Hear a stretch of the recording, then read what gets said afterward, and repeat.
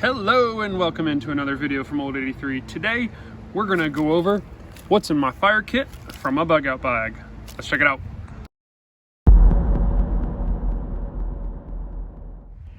Alright, and today we are going to go over the fire kit, but first I wanted to point out my bug out bag. You can see my original bug out bag video up here, but you'll notice if you've watched that this bug out bag is a little bit different. It's still the same bag, but I've streamlined a few things and I've changed a few things around. So be looking out for an update on that in the future. But for right now, let's get into the fire kit. All right, and here are the contents of my bug out bag fire kit. First, let's talk about the bag. This is a simple cloth bag. I couldn't tell you where I got it from, but it was cloth, had some string in it, and I restrung it with some 550 paracord.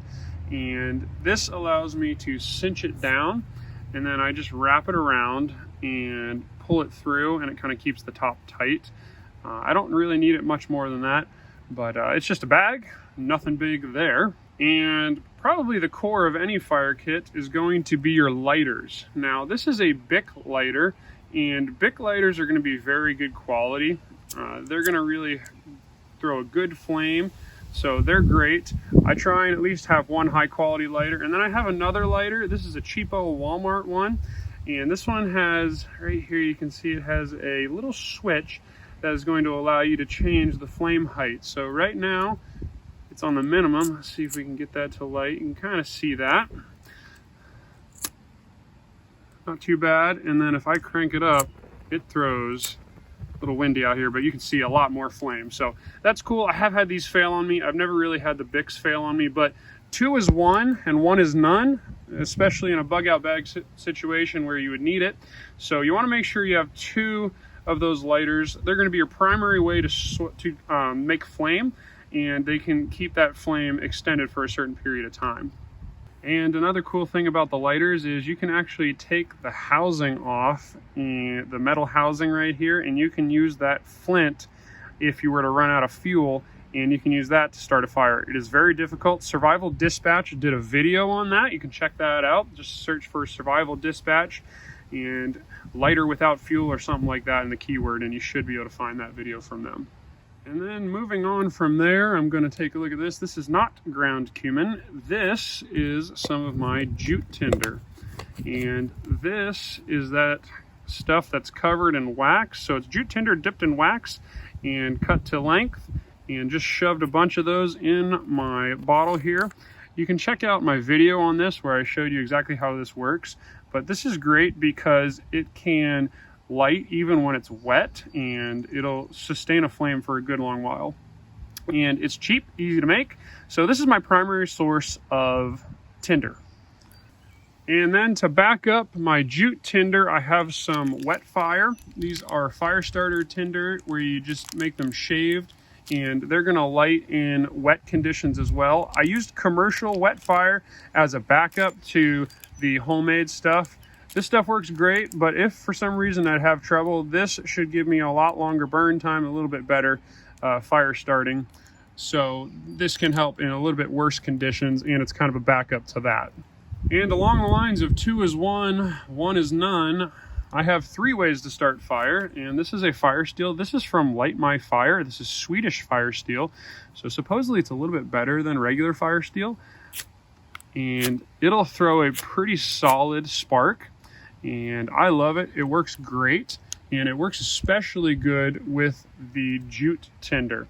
I'll leave a link for this and the rest of the stuff in the description below, but I found that the Swedish fire steel works pretty well. But just in general, having a fire steel is a good idea because it can save your lighter. So use that for when you really need it, and it throws really hot sparks, so even in wet conditions it'll still work.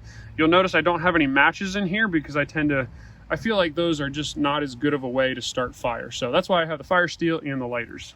And finally, something I don't think you'll see in a lot of fire kits is a candle. And here's why I have a candle. A candle is a great way to, number one, save your lighter. So I can put a flame to this and it'll be sustained for a good long while. Now, secondly, if you've ever tried to start a fire when it's really bad out, like wet, bad conditions, This is really going to help as far as sustaining that flame so that you can get your tinder to light, or whatever you're using. You can use slightly larger sticks than pure tinder with this, and it's just a good idea, I feel like, to have a little bit extra backup plan, and this is kind of that. It's also going to provide light in an emergency. You can light this up and, you know, hopefully poke yourself around in the dark just to find something critical. Obviously you wouldn't want to use that long term, but it is a little bit of a help there. So there you have my bug out bag fire kit. As you can see, there's a lot of contingencies, a lot of backup plans, because fire is one of the biggest things that you can have in a survival situation. If you cannot make a fire, you can't cook, you can't stay warm, you can't boil water, and a myriad of other things. So have many ways to make a fire, and make sure that you know how to do it. Make sure you practice these things beforehand. You don't want to have to try and start a fire in the rain your first time. Make sure you get some practice with that.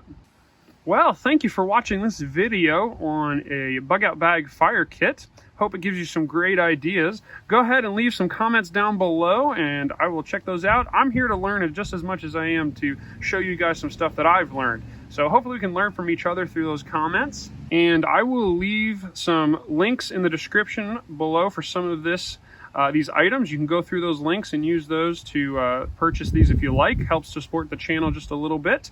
And I want to thank you guys all for watching. I'll see you in the next video.